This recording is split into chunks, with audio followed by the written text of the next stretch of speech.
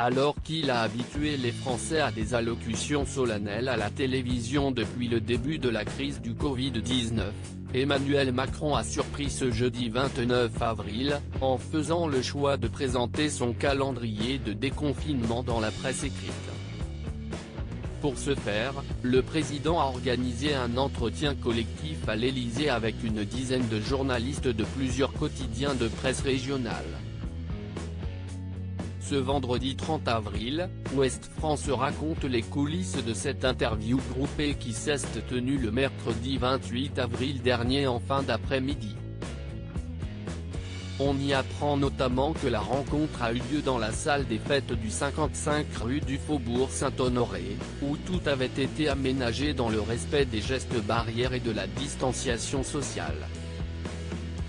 L'échange a débuté aux alentours de 18 h et a duré plus de 2 heures.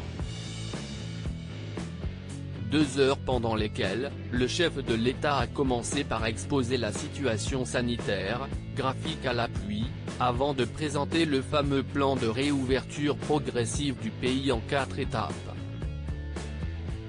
Ce n'est qu'à la suite d'un long monologue, que le mari de Brigitte Macron a commencé à répondre aux questions des 9 journalistes présents dans la salle et des 3 qui étaient en visioconférence.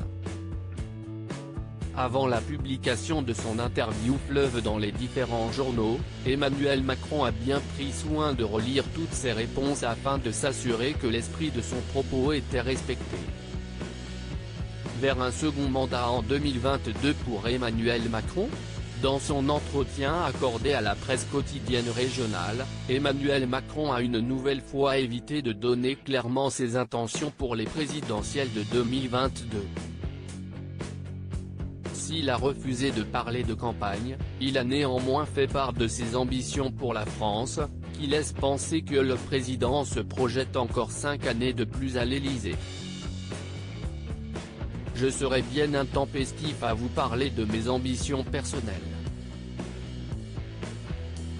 Dans la gestion d'un pays, il ne faut pas commettre de faute de temps. Nous avons une nouvelle décennie française à bâtir, qui sera la décennie de notre jeunesse, a-t-il affirmé avant d'ajouter, si j'ai une ambition, si est-il ça. Si est-il qu'on puisse ensemble, par cette grande concertation que je veux faire à l'été, tourner la page de ce moment de la vie de la nation.